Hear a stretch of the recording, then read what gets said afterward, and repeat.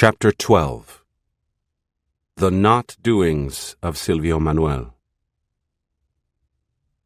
Don Juan and his warriors sat back to allow the Nagual woman and myself room to enact the rule, that is, to nourish, enhance, and lead the 8 warriors to freedom. Everything seemed perfect, yet something was wrong. The first set of female warriors Don Juan had found were dreamers when they should have been stalkers. He didn't know how to explain this anomaly. He could only conclude that power had put those women in his path in a manner that made it impossible to refuse them. There was another striking anomaly that was even more baffling to Don Juan and his party. 3 of the women and the 3 male warriors were incapable of entering into a state of heightened awareness, despite Don Juan's titanic efforts. They were groggy, out of focus, and could not break the seal, the membrane that separates their 2 sides. They were nicknamed the drunkards because they staggered around without muscular coordination. The courier, Eligio, and La Gorda were the only ones with an extraordinary degree of awareness, especially Eligio, who was par with any of Don Juan's own people. The 3 girls clustered together and made an unshakable unit. So did the 3 men. Groups of 3, when the rule prescribes 4, were something ominous. The number 3 is a symbol of dynamics, change, movement, and, above all, a symbol of revitalization. The rule was no longer serving as a map. And yet it was not conceivable that an error was involved. Don Juan and his warriors argued that power does not make mistakes. They pondered the question in their dreaming and seeing. They wondered whether they had perhaps been too hasty and simply had not seen that the 3 women and the 3 men were inept. Don Juan confided to me that he saw 2 relevant questions. One was the pragmatic problem of our presence among them.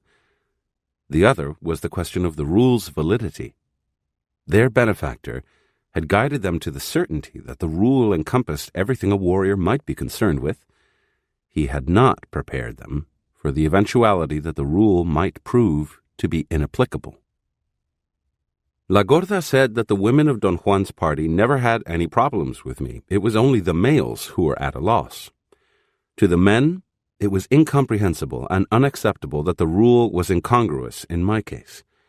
The women, however, were confident that sooner or later the reason for my being there was going to be made clear. I had observed how the women kept themselves detached from the emotional turmoil, seeming to be completely unconcerned with the outcome. They seemed to know without any reasonable doubt that my case had to be somehow included in the rule. After all, I had definitely helped them by accepting my role. Thanks to the Nagual woman and myself, Don Juan and his party had completed their cycle and were almost free. The answer came to them at last through Silvio Manuel. His seeing revealed that the 3 little sisters and the Genaros were not inept. It was rather that I was not the right Nagual for them. I was incapable of leading them because I had an unsuspected configuration that did not match the pattern laid down by the rule, a configuration which Don Juan, as a seer, had overlooked. My luminous body gave the appearance of having 4 compartments, when in reality it had only 3. There was another rule for what they called a 3-pronged Nagual. I belonged to that other rule. Silvio Manuel said that I was like a bird hatched by the warmth and care of birds of a different species. All of them were still bound to help me, as I myself was bound to do anything for them, but I did not belong with them. Don Juan assumed responsibility for me because he had brought me into their midst, but my presence among them forced them all to exert themselves to the maximum, searching for 2 things: an explanation of what I was doing among them, and a solution to the problem of what to do about it. Silvio Manuel very quickly hit upon a way to dislodge me from their midst. He took over the task of directing the project. But since he didn't have the patience or energy to deal with me personally, he commissioned Don Juan to do so as his surrogate. Silvio Manuel's goal was to prepare me for a moment when a courier, bearing the rule pertinent to a three-pronged nagual, would make himself or herself available to me. He said that it was not his role to reveal that portion of the rule. I had to wait, just as all the others had to wait, for the right time. There was still another serious problem that added more confusion. It had to do with La Gorda, and, in the long run, with me. La Gorda had been accepted into my party as a southerly woman. Don Juan and the rest of his seers had attested to it. She seemed to be in the same category with Cecilia, Delia, and the two female couriers. The similarities were undeniable. Then La Gorda lost all her superfluous weight and slimmed down to half her size. The change was so radical and profound that she became something else. She had gone unnoticed for a long time simply because all the other warriors were too preoccupied with my difficulties to pay any attention to her. Her change was so drastic, however, that they were forced to focus on her, and what they saw was that she was not a southerly woman at all. The bulkiness of her body had misled their previous seeing. They remembered then that from the first moment she came into their midst, La Gorda could not really get along with Cecilia, Delia, and the other southerly women. She was, on the other hand, utterly charmed and at ease with Nélida and Florinda, because, in fact, she had always been like them. That meant that there were two northerly dreamers in my party, La Gorda and Rosa, a blatant discrepancy with the rule. Don Juan and his warriors were more than baffled. They understood everything that was happening as an omen, an indication that things had taken an unforeseeable turn.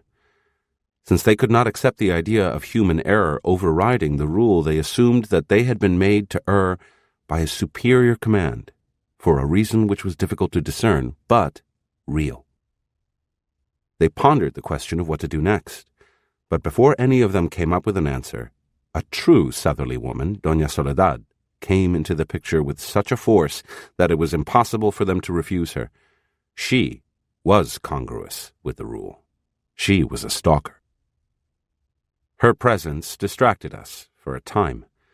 For a while, it seemed as if she were going to pull us off to another plateau. She created vigorous movement. Florinda took her under her wing to instruct her in the art of stalking. But whatever good it did, it wasn't enough to remedy a strange loss of energy that I felt, a listlessness that seemed to be increasing. Then one day, Silvio Manuel said that in his dreaming he had received a master plan. He was exhilarated and went off to discuss its details with Don Juan and the other warriors. The Nagual woman was included in their discussions, but I was not. This made me suspect that they didn't want me to find out what Silvio Manuel had discovered about me. I confronted every one of them with my suspicions. They all laughed at me, except for the Nagual woman, who told me that I was right. Silvio Manuel's dreaming had revealed the reason for my presence among them, but I would have to surrender to my fate, which was not to know the nature of my task until I was ready for it. There was such finality in her tone that I could only accept without question everything she said. I think that if Don Juan or Silvio Manuel had told me the same thing, I would not have acquiesced so easily. She also said that she disagreed with Don Juan and the others. She thought I should be informed of the general purpose of their actions, if only to avoid unnecessary friction and rebelliousness. Silvio Manuel intended to prepare me for my task by taking me directly into the second attention. He planned a series of bold actions that would galvanize my awareness. In the presence of all the others, he told me that he was taking over my guidance and that he was shifting me to his area of power, the night. The explanation he gave was that a number of not-doings had presented themselves to him in dreaming. They were designed for a team composed of La Gorda and myself as the doers, and the Nagual woman as the overseer. Silvio Manuel was awed by the Nagual woman and had only words of admiration for her. He said that she was in a class by herself. She could perform on a par with him or any of the other warriors of his party. She did not have experience, but she could manipulate her attention in any way she needed. He confessed that her prowess was as great a mystery to him as was my presence among them, and that her sense of purpose and her conviction were so keen that I was no match for her. In fact, he asked La Gorda to give me special support so I could withstand the Nagual woman's contact. For our first not doing, Silvio Manuel constructed a wooden crate big enough to house La Gorda and me if we sat back to back with our knees up. The crate had a lid made of latticework to let in a flow of air. La Gorda and I were to climb inside it and sit in total darkness and total silence without falling asleep. He began by letting us enter the box for short periods. Then he increased the time as we got used to the procedure until we could spend the entire night inside it without moving or dozing off. The Nagual woman stayed with us to make sure that we would not change levels of awareness due to fatigue. Silvio Manuel said that our natural tendency under unusual conditions of stress is to shift from the heightened state of awareness to our normal one, and vice versa. The general effect of the not doing every time we performed it was to give us an unequaled sense of rest, which was a complete puzzle to me, since we never fell asleep during our night-long vigils. I attributed the sense of rest to the fact that we were in a state of heightened awareness, but Silvio Manuel said that the one had nothing to do with the other, that the sense of rest was the result of sitting with our knees up. The second not doing consisted of making us lie on the ground like curled-up dogs, almost in the fetal position, resting on our left sides, our foreheads on our folded arms. Silvio Manuel insisted that we keep our eyes closed as long as possible, opening them only when he told us to shift positions and lie on our right sides. He told us that the purpose of this not doing was to allow our sense of hearing to separate from our sight. As before, he gradually increased the length of time until we could spend the entire night in auditory vigil. Silvio Manuel was then ready to move us to another area of activity. He explained that in the first two not doings we had broken a certain perceptual barrier while we were stuck to the ground. By way of analogy, he compared human beings to trees. We are like mobile trees. We are somehow rooted to the ground. Our roots are transportable, but that does not free us from the ground. He said that in order to establish balance, we had to perform the third not doing while dangling in the air. If we succeeded in channeling our intent while we were suspended from a tree inside a leather harness, we would make a triangle with our intent, a triangle whose base was on the ground and its vertex in the air. Silvio Manuel thought that we had gathered our attention with the first two not doings to the point that we could perform the third perfectly from the beginning. One night, he suspended La Gorda and me in two separate harnesses like strap chairs. We sat in them and he lifted us with a pulley to the highest large branches of a tall tree. He wanted us to pay attention to the awareness of the tree, which he said would give us signals since we were its guests. He made the Nagual woman stay on the ground and call our names from time to time during the entire night. While we were suspended from the tree, in the innumerable times we performed this not doing, we experienced a glorious flood of physical sensations, like mild charges of electrical impulses. During the first 3 or 4 attempts, it was as if the tree were protesting our intrusion. Then after that, the impulses became signals of peace and balance. Silvio Manuel told us that the awareness of a tree draws its nourishment from the depths of the earth, while the awareness of mobile creatures draws it from the surface. There is no sense of strife in a tree, whereas moving beings are filled to the brim with it. His contention was that perception suffers a profound jolt when we are placed in states of quietude in darkness. Our hearing takes the lead then, not with our hearing only, but with a combination of the auditory and visual senses, in that order. He said that in darkness, especially while one is suspended, the eyes become subsidiary to the ears. He was absolutely right, as La Gorda and I discovered. Through the exercise of the third not doing, Silvio Manuel gave a new dimension to our perception of the world around us. He then told La Gorda and me that the next set of 3 not doings would be intrinsically different and more complex. These had to do with learning to handle the other world. It was mandatory to maximize their effect by moving our time of action to the evening or pre-dawn twilight. He told us that the first not doing of the second set had 2 stages. In stage 1, we had to bring ourselves to our keenest state of heightened awareness so as to detect the wall of fog. Once that was done, stage 2 consisted of making that wall stop rotating in order to venture into the world between the parallel lines. He warned us that what he was aiming at was to place us directly into the second attention without any intellectual preparation. He wanted us to learn its intricacies without rationally understanding what we were doing. His contention was that a magical deer or a magical coyote handles the second attention without having any intellect. Through the forced practice of journeying behind the wall of fog, we were going to undergo, sooner or later, a permanent alteration in our total being, an alteration that would make us accept that the world between the parallel lines is real, because it is part of the total world, as our luminous body is part of our total being.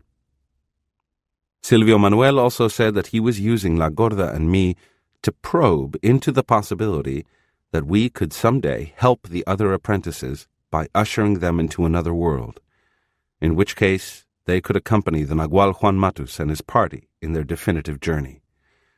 He reasoned that since the Nagual woman had to leave this world with the Nagual Juan Matus and his warriors, the apprentices had to follow her because she was their only leader in the absence of a Nagual man. He assured us that she was counting on us, that this was the reason she was supervising our work. Silvio Manuel had La Gorda and me sit down on the ground in the area and back of his house, where we had performed all the not doings. We didn't need Don Juan's aid to enter into our keenest state of awareness. Almost immediately, I saw the wall of fog. La Gorda did too. Yet no matter how we tried, we could not stop its rotation. Every time I moved my head, the wall moved with it. The Nagual woman was able to stop it and go through it by herself, but for all her efforts, she could not take the 2 of us with her. Finally, Don Juan and Silvio Manuel had to stop the wall for us and physically push us through it. The sensation I had upon entering into that wall of fog was that my body was being twisted like the braids of a rope. On the other side, there was the horrible, desolate plain with small, round sand dunes. There were very low yellow clouds around us, but no sky or horizon. Banks of pale yellow vapor impaired visibility. It was very difficult to walk. The pressure seemed much greater than what my body was used to. La Gorda and I walked aimlessly, but the Nagual woman seemed to know where she was going. The further we went away from the wall, the darker it got, and the more difficult it was to move. La Gorda and I could no longer walk erect. We had to crawl. I lost my strength, and so did La Gorda. The Nagual woman had to drag us back to the wall and out of there. We repeated our journey innumerable times. At first we were aided by Don Juan and Silvio Manuel in stopping the wall of fog, but then La Gorda and I became almost as proficient as the Nagual woman. We learned to stop the rotation of that wall. It happened quite naturally to us. In my case, on one occasion, I realized that my intent was the key, a special aspect of my intent, because it was not my volition as I know it. It was an intense desire that was focused on the midpoint of my body. It was a peculiar nervousness that made me shudder, and then it turned into a force that did not really stop the wall, but made some part of my body turn involuntarily 90 degrees to the right. The result was that for an instant I had 2 points of view. I was looking at the world divided in two by the wall of fog, and at the same time I was staring directly at a bank of yellowish vapor. The latter view gained predominance, and something pulled me into the fog and beyond it. Another thing that we learned was to regard that place as real. Our journeys acquired for us the factuality of an excursion into the mountains, or a sea voyage in a sailboat. The deserted plain with sand dune-like mounds was as real to us as any part of the world.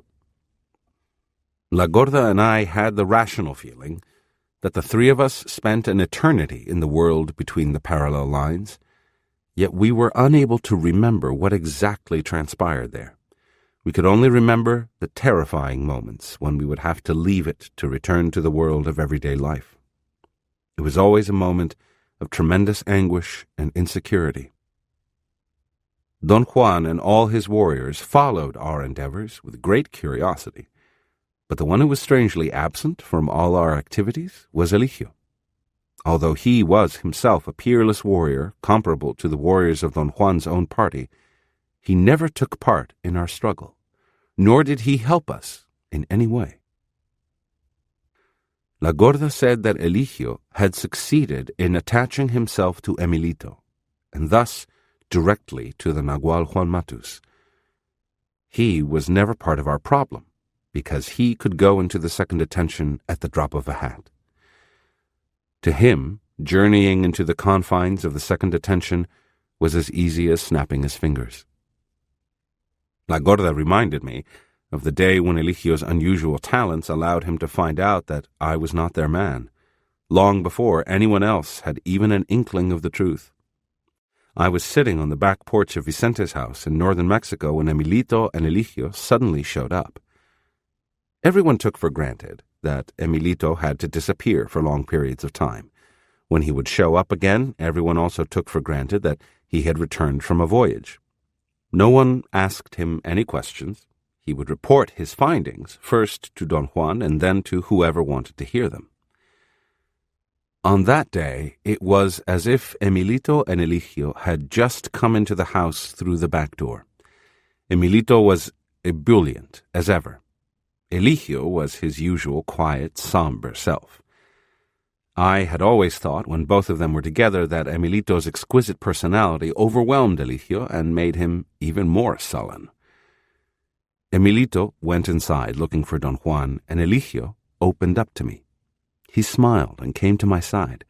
He put his arm around my shoulders and, placing his mouth to my ear, whispered that he had broken the seal of the parallel lines, and he could go into something he said Emilito had called glory. Eligio went on to explain certain things about glory, which I was unable to comprehend. It was as if my mind could only focus on the periphery of that event. After explaining it to me, Eligio took me by the hand and made me stand in the middle of the patio, looking at the sky with my chin slightly turned up.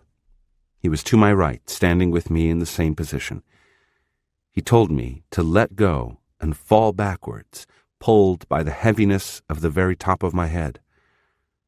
Something grabbed me from behind and pulled me down. There was an abyss behind me. I fell into it, and then suddenly I was on the desolate plain with dune-like mounds. Eligio urged me to follow him. He told me that the edge of glory was over the hills. I walked with him until I couldn't move any longer. He ran ahead of me with no effort at all, as if he were made of air. He stood on top of a large mound and pointed beyond. He ran back to me and begged me to crawl up that hill, which he told me was the edge of glory. It was perhaps only 100 feet away from me, but I could not move another inch. He tried to drag me up the hill. He couldn't budge me. My weight seemed to have increased 100-fold. Eligio finally had to summon Don Juan and his party. Cecilia lifted me up on her shoulders and carried me out. La Gorda added that Emilito had put Eligio up to it. Emilito was proceeding according to the rule. My courier had journeyed into glory. It was mandatory that he show it to me. I could recollect the eagerness in Eligio's face and the fervor with which he urged me to make one last effort to witness glory. I could also recollect his sadness and disappointment when I failed. He never spoke to me again. La Gorda and I had been so involved in our journeys behind the wall of fog that we had forgotten that we were due for the next not doing of the series with Silvio Manuel. He told us that it could be devastating, and that it consisted of crossing the parallel lines with the three little sisters and the three Genaros directly into the entrance to the world of total awareness. He didn't include Doña Soledad because his not-doings were only for dreamers, and she was a stalker. Silvio Manuel added that he expected us to become familiar with the third attention by placing ourselves at the foot of the eagle over and over. He prepared us for the jolt. He explained that a warrior's journeys into the desolate sand dunes is a preparatory step for the real crossing of boundaries. To venture behind the wall of fog while one is in a state of heightened awareness or while one is doing dreaming entails only a very small portion of our total awareness, while to cross bodily into the other world entails engaging our total being. Silvio Manuel had conceived the idea of using the bridge as the symbol of a true crossing. He reasoned that the bridge was adjacent to a power spot, and power spots are cracks, passageways into the other world. He thought that it was possible that La Gorda and I had acquired enough strength to withstand a glimpse of the eagle. He announced that it was my personal duty to round up the three women and the three men and help them get into their keenest states of awareness. It was the least I could do for them, since I had perhaps been instrumental in destroying their chances for freedom. He moved our time of action to the hour just before dawn, or the morning twilight. I dutifully attempted to make them shift awareness, as Don Juan did to me. Since I had no idea how to manipulate their bodies, or what I really had to do with them, I ended up beating them on the back. After several grueling attempts on my part, Don Juan finally intervened. He got them as ready as they could possibly be and handed them over to me to herd like cattle onto the bridge. My task was to take them one by one across that bridge. The power spot was on the south side, a very auspicious omen. Silvio Manuel planned to cross first, wait for me to deliver them to him, and then usher us as a group into the unknown. Silvio Manuel walked across, followed by Eligio, who didn't even glance at me. I held the 6 apprentices in a tight group on the north side of the bridge. They were terrified. They got loose from my grip and began to run in different directions. I caught the 3 women one by one and succeeded in delivering them to Silvio Manuel. He held them at the entrance of the crack between the worlds. The 3 men were too fast for me. I was too tired to run after them. I looked at Don Juan across the bridge for guidance. He and the rest of his party and the Nagual woman were clustered together looking at me. They had coaxed me with gestures to run after the women or the men, laughing at my fumbling attempts. Don Juan made a gesture with his head to disregard the 3 men and to cross over to Silvio Manuel with La Gorda. We crossed. Silvio Manuel and Eligio seemed to be holding the sides of a vertical slit the size of a man. The women ran and hid behind La Gorda. Silvio Manuel urged all of us to step inside the opening. I obeyed him. The women did not. Beyond that entrance, there was nothing. Yet it was filled to the brim with something that was nothing. My eyes were open, all my senses were alert. I strained myself, trying to see in front of me, but there was nothing in front of me. Or if there was something there, I could not grasp it. My senses did not have the compartmentalization I have learned to regard as meaningful. Everything came to me at once, or rather, nothingness came to me to a degree I had never experienced before or after. I felt that my body was being torn apart. A force from within myself was pushing outward. I was bursting, and not in a figurative way. Suddenly, I felt a human hand snatching me out of there before I disintegrated. The Nagual woman had crossed over and saved me. Eligio had not been able to move because he was holding the opening, and Silvio Manuel had the 4 women by their hair, 2 in each hand, ready to hurl them in. I assume that the whole event must have taken at least a quarter of an hour to unfold, but at the time it never occurred to me to worry about people around the bridge. Time seemed to have been somehow suspended, just as it had been suspended when we returned to the bridge on our way to Mexico City. Silvio Manuel said that although the attempt had seemed to be a failure, it was a total success. The 4 women did see the aperture and through it into the other world, and what I experienced in there was a true sense of death. "There is nothing gorgeous or peaceful about death," he said, "because the real terror begins upon dying.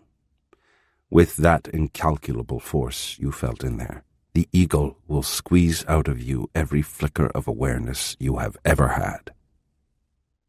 Silvio Manuel prepared La Gorda and me for another attempt. He explained that power spots were actual holes in a sort of canopy that prevents the world from losing its shape. A power spot could be utilized as long as one has gathered enough strength in the second attention. He told us that the key to withstanding the eagle's presence was the potency of one's intent. Without intent, there was nothing. He said to me that since I was the only one who had stepped into the other world, what had nearly killed me was my incapacity to change my intent. He was confident, however, that with forced practice, all of us would get to elongate our intent. He couldn't explain, however, what intent was. He joked that only the Nagual Juan Matus could explain it, but that he wasn't around. Unfortunately, our next attempt did not take place, for I became deplenished of energy. It was a swift and devastating loss of vitality. I was suddenly so weak that I passed out in Silvio Manuel's house. I asked La Gorda whether she knew what happened next. I myself had no idea. La Gorda said that Silvio Manuel told everyone that the eagle had dislodged me from their group, and that finally I was ready for them to prepare me to carry out the designs of my fate. His plan was to take me to the world between the parallel lines while I was unconscious, and let that world draw out all the remaining and useless energy from my body. His idea was sound in the judgment of all his companions, because the rule says that one could only enter in there with awareness. To enter without it brings death, since without consciousness the life force is exhausted by the physical pressure of that world. La Gorda added that they didn't take her with me, but the Nagual Juan Matus had told her that once I was empty of vital energy, practically dead, all of them took turns in blowing new energy into my body. In that world, anybody who has life force can give it to others by blowing on them. They put their breath in all the spots where there is a storage point. Silvio Manuel blew first, then the Nagual woman. The remaining part of me was made up of all the members of the Nagual Juan Matus's party. After they had blown their energy into me, the Nagual woman brought me out of the fog to Silvio Manuel's house. She laid me on the ground with my head toward the southeast. La Gorda said that I looked as if I were dead. She and the Genaros and the 3 little sisters were there. The Nagual woman explained to them that I was ill, but that I was going to come back someday to help them find their freedom, because I would not be free myself until I did that. Silvio Manuel then gave me his breath and brought me back to life. That was why she and the little sisters remembered that he was my master. He carried me to my bed and let me sleep as if nothing had happened. After I woke up, I left and did not return. And then she forgot, because no one ever pushed her into the left side again. She went to live in the town where I later found her with the others. The Nagual Juan Matus and Genaro had set up 2 different households. Genaro took care of the men, the Nagual Juan Matus looked after the women. I had gone to sleep feeling depressed, feeble. When I woke up, I was in perfect control of myself, ebullient, filled with extraordinary and unfamiliar energy. My well-being was marred only by Don Juan's telling me that I had to leave La Gorda and strive alone to perfect my attention until one day when I would be able to return to help her. He also told me not to fret or get discouraged, for the carrier of the rule would eventually make himself or herself known to me in order to reveal my true task. Afterward, I didn't see Don Juan for a very long time. When I came back, he kept on making me shift from the right to the left side awareness for 2 purposes. First, so I could continue my relationship with his warriors and the Nagual woman, and second, so he could put me under the direct supervision of Zuleika, with whom I had a steady interaction throughout the remaining years of my association with Don Juan. He told me that the reason he had to entrust me to Zuleika was because, according to Silvio Manuel's master plan, there were to be 2 kinds of instruction for me, one for the right side and one for the left. The right side instruction pertained to the state of normal consciousness and had to do with leading me to the rational conviction that there is another type of awareness concealed in human beings. Don Juan was in charge of this instruction. The left side instruction had been assigned to Zuleika. It was related to the state of heightened awareness and had to do exclusively with the handling of the second attention. Thus, every time I went to Mexico, I would spend half of my time with Zuleika and the other half with Don Juan.